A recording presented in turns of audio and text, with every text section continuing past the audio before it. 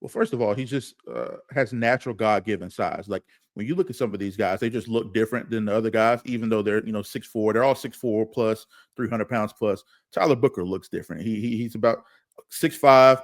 He lost a little bit of weight coming in the mid 320s, so he's slimmed down a little bit. But he's just a road grader, man. You talk about physicality. Everybody's talking about the run game's coming back around. Regardless of the scheme, which we'll talk about in a second, the run game is coming back around, and to really be efficient at the NFL level, you need guards that are going to be great at the point of attack and have some of that second level ability to get up to the linebacker. So he gives you some of that. I know a lot of people have some concerns about his athleticism. He wasn't the most explosive tester, but turn on the film. I always had to say this is what they look like. He's what they look like when you watch the film.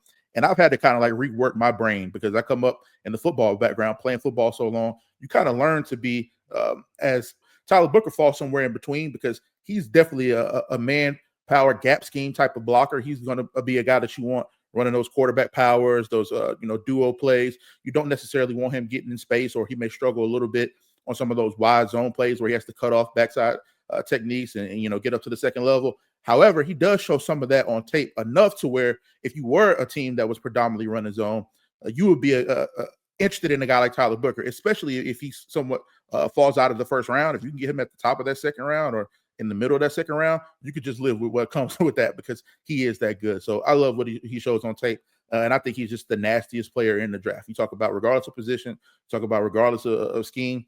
You want a guy that's going to be physically dominant. Turn on Tyler Booker's tape. He's what they look like.